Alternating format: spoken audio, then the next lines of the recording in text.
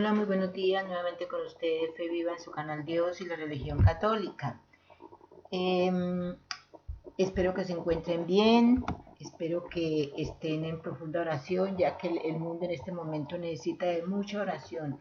Esto es a nivel mundial. La situación está terrible, ¿sí?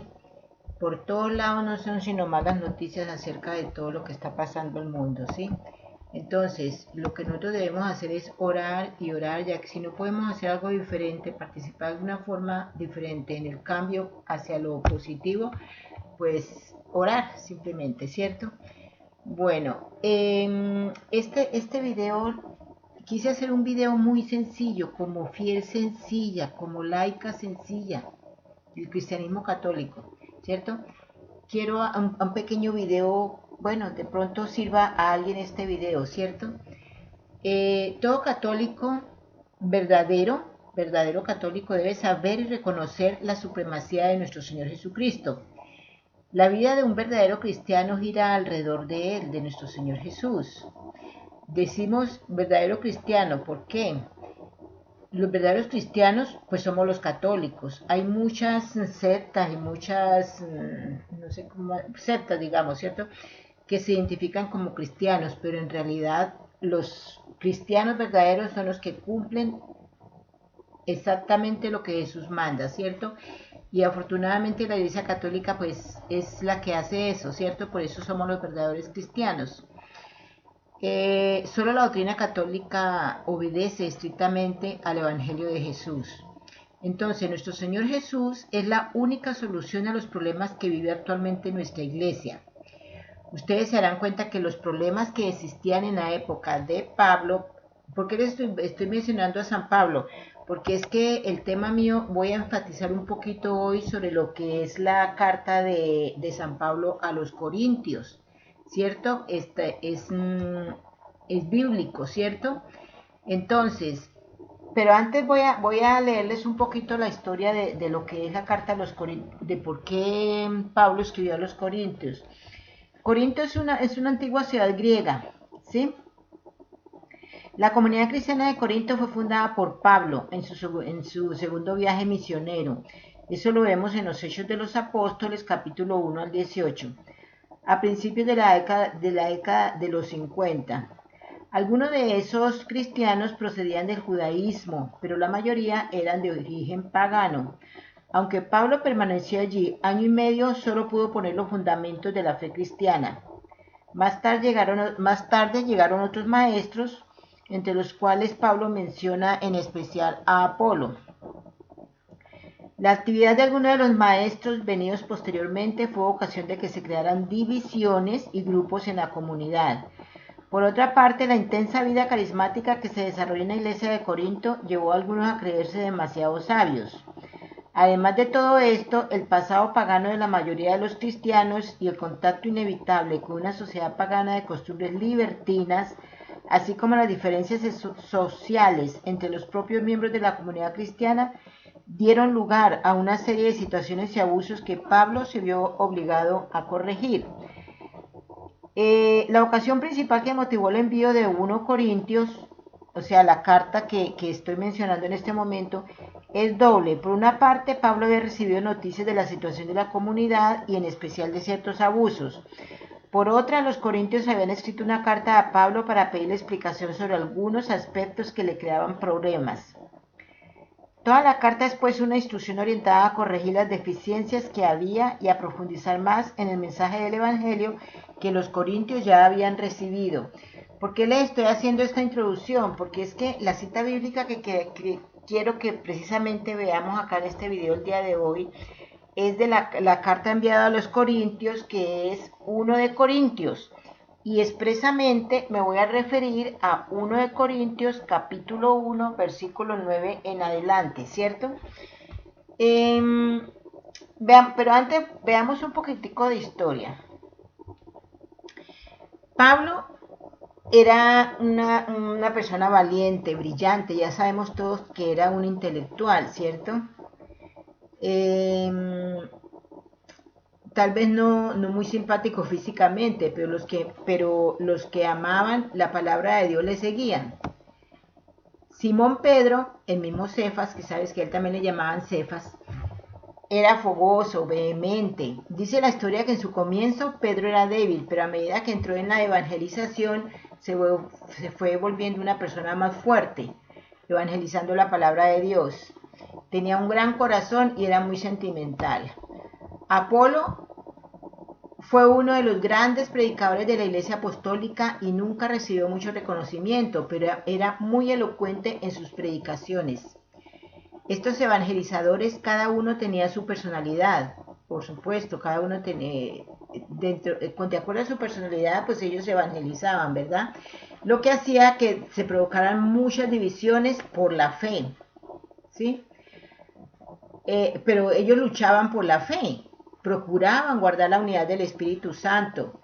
Ellos exaltaban siempre a Jesucristo, eran los miembros de la iglesia de Corinto, entonces no eran ellos los que causaban las divisiones, los que causaban las divisiones eran los fieles, digamos, los miembros de la iglesia de Corinto. ¿Sí? Ellos eran los causantes de las divisiones, porque en pequeños grupos elogiaban a Jesús. Algunos elogiaban la espiritualidad, en cuanto a Jesús, elogiaban la espiritualidad de Pablo, otros la expresibilidad y tono evangelista de los sermones de Pedro, otros pensaban que la elocuencia de Apolo hacía vibrar a las multitudes, pero lo que no entendían los fieles muy bien era que aquellos tres hombres eran siervos de Dios. Unos decían, yo soy de Pablo, otros decían, yo soy de Cefas, ¿sí? Otros decían, yo soy de Apolo, ¿sí? Entonces, por eso precisamente eso fue lo que dio origen a esta carta de San Pablo a los Corintios. Entonces, sobre eso es lo que quiero hablarles un poquito, ¿correcto? La centralidad, lo que Pablo enseñaba era que la centralidad de la centralidad de la iglesia es Jesucristo, ¿sí? Que Jesucristo era la división, perdón, era la solución para resolver los problemas que habían las divisiones que habían en ese momento, las fracturas que estaban dando en la iglesia. Ahora bien, también existía un cuarto grupo, que eran los que decían yo soy de Cristo, pero decían yo soy de Cristo no porque le estuvieran dando a Cristo el primer lugar, sino porque ellos se consideraban los más espirituales. Formaban un círculo cerrado, manifestaban una actitud de superioridad espiritual sectaria y excluían a los demás creyentes. Yo no sé si alguno alcanza a apreciar la coincidencia que hay entre esta cita bíblica de los Corintios con lo que está pasando precisamente en este momento en nuestra iglesia, en el cual en ese momento se están dando muchas divisiones, ¿cierto? Pero desafortunadamente esas divisiones no provienen de gente de afuera de la iglesia. Esas divisiones están viniendo directamente de los mismos fieles católicos. Eso es lo que no debe de ser, ¿verdad? Qué coincidencia con lo que estamos viviendo en este momento con lo que se vivió en la época de Pablo, ¿verdad? Estamos viendo divisiones en nuestra iglesia católica.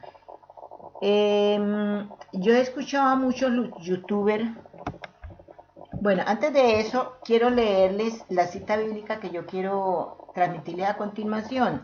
Les recomiendo que ustedes se lean toda la carta de los Corintios, al menos de la 1 de Corintios, capítulo 1, versículo 9 en adelante. Les voy a leer esta pequeña cita bíblica que dice de la siguiente forma. Recuerden, 1 de Corintios, capítulo 1, versículo 9.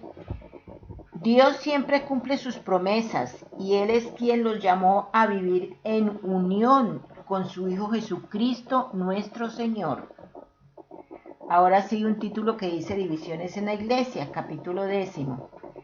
Hermanos, en el nombre de nuestro Señor Jesucristo, les ruego que todos estén siempre de acuerdo y que no haya divisiones entre ustedes. Vivan en armonía pensando y sintiendo de la misma manera. Digo esto, hermanos míos, porque he sabido por los de la familia de Cloe que hay discordia entre ustedes. Quiero decir que algunos de ustedes afirman, yo soy de Pablo, otros, yo soy de Apolo, otros, yo soy de Cefas, y otros yo soy de Cristo. ¿Acaso Cristo está dividido? ¿Fue crucificado Pablo en favor de ustedes? ¿O fueron bautizados en el nombre de Pablo? Gracias a Dios que yo no bauticé a ninguno de ustedes aparte de Cristo y de Gallo. Así nadie puede decir que fue bautizado en mi nombre. Hasta ahí lo voy a dejar este pedacito, pero les recomiendo que continúen leyendo todo ese capítulo, todo el capítulo primero, ¿sí? Para que comprendan un poquito más. Entonces, ahí, o sea, por eso traigo a colación esa cita bíblica, porque es que yo veo que en nuestra iglesia se está dando precisamente ese mismo hecho. Ahora, esta división que está sucediendo en nuestra iglesia no es, digamos que no es por la preferencia de las personas que hablan sobre Cristo, ¿sí? No es por, o sea, no es, ¿cómo le digo yo? No es, sí, no es por la preferencia que haya, sino porque todo, o sea, yo escucho que todos hablan de Cristo, ¿cierto? Pero de alguna forma, sin querer, tal vez sin querer, se está llevando a la división de la iglesia, ¿sí?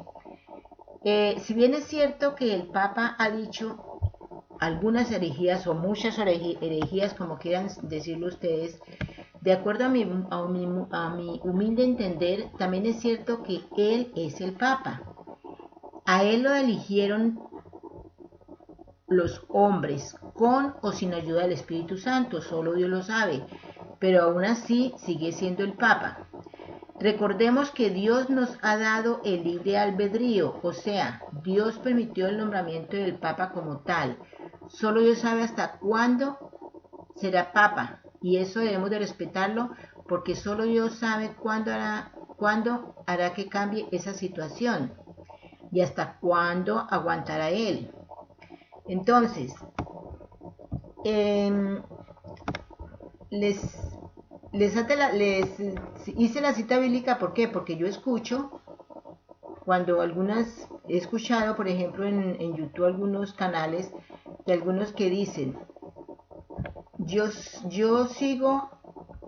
creo como Papa que es el Papa Benedicto XVI.